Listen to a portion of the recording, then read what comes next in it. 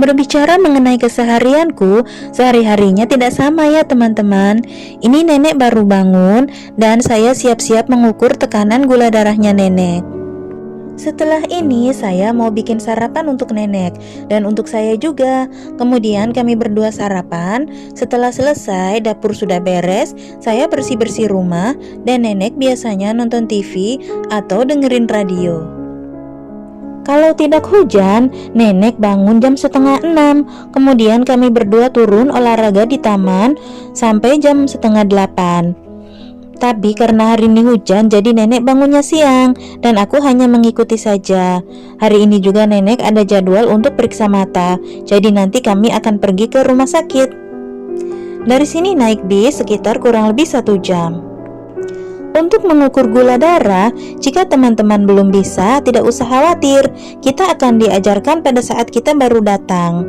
Dan mengenai tinggi rendahnya gula darah itu tergantung makanan yang nenek makan. Jadi kita masak tidak boleh terlalu asin atau membiarkan nenek minum minuman yang terlalu manis.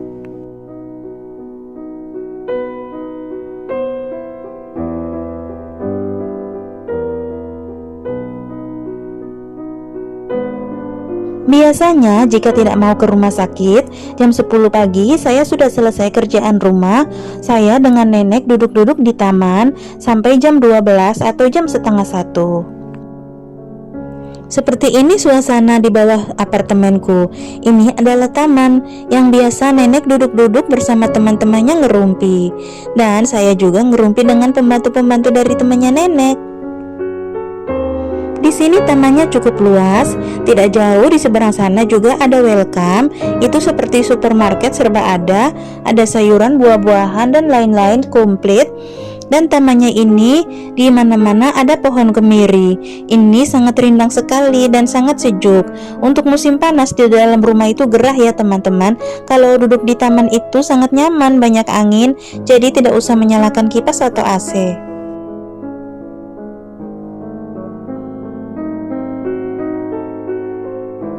Ini saya sedang di dalam bis bersama nenek di sebelah saya, siap-siap mau ke rumah sakit.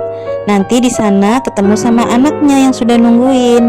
Jadi kita itu rumahnya di Twin Moon, rumah sakitnya itu di Kota Mongkok. Perjalanan sekitar 1 jam, belum sama jalan dari rumah ke stasiun bis dan juga menunggu bisnya. Jadi nenek itu mau dicuci matanya. Jadi untuk beberapa hari kita akan pulang pergi Twin Moon Mongkok. Sampai di Mongkok hujan deras ya teman-teman. Bisa dilihat dari kaca jendela mobil. Hujannya sangat deras sekali. Untung tadi kita bawa payung.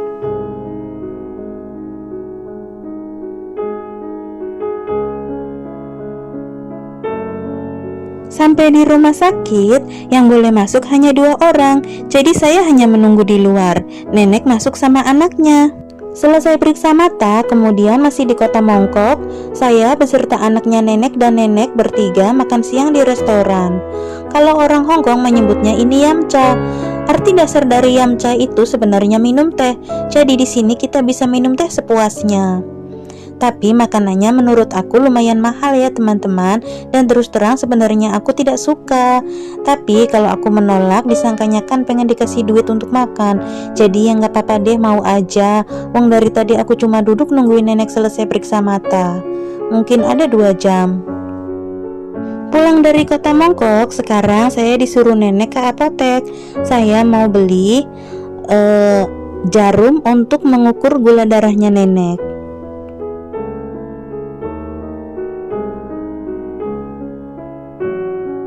Saya sudah sampai di apoteknya.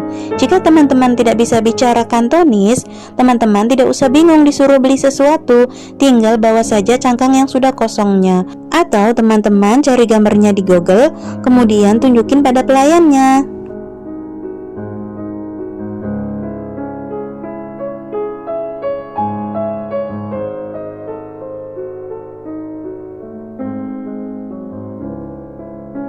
Sekarang saya mau ke toko lain. Saya mau disuruh nenek beli kakinya bebek yang sudah matang. Di Di Hong Kong, pemerintahnya sudah berhasil menerapkan budaya jalan kaki. Makanya tidak heran jalanan selalu rame orang jalan kaki.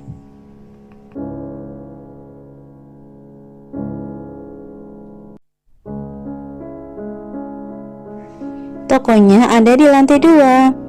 Namanya Supermarket Kaibo. Ini supermarket termurah di Hong Kong. Ada makanan daging-dagingan yang sudah es-esan, ada juga sayuran, dan seperti toko serba ada ya, toko kelontong begitu. Makanan basah dan makanan kering juga ada.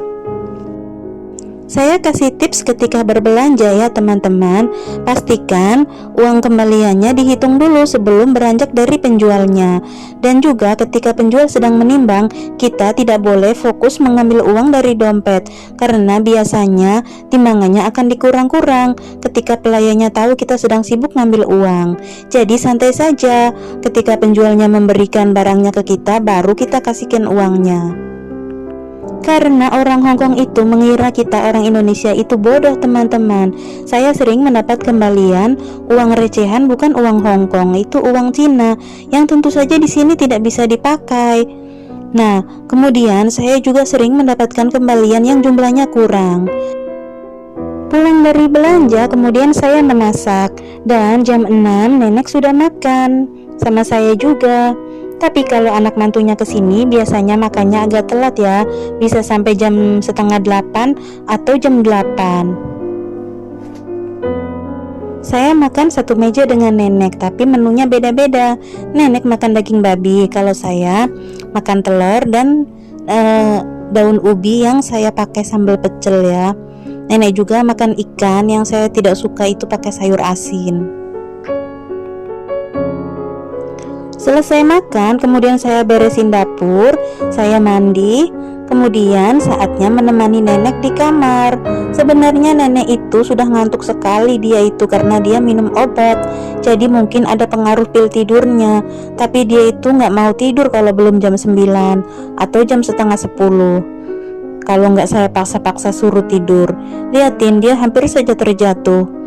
Dia takut kalau dia tidur kemudian saya tinggalin. Entah kenapa dia itu senang banget aku temenin. Sampai sudah pulas begini, tapi sewaktu-waktu dia terbatuk dan akan terbangun. Jika aku sudah nggak ada, dia akan marah.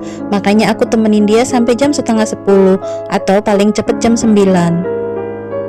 Jadi buat teman-teman yang ada rencana bekerja di Hong Kong dan ingin jobnya orang tua, memang kalau secara fisik kerjaannya nyantai, tapi kita harus banyak sabar ya teman-teman.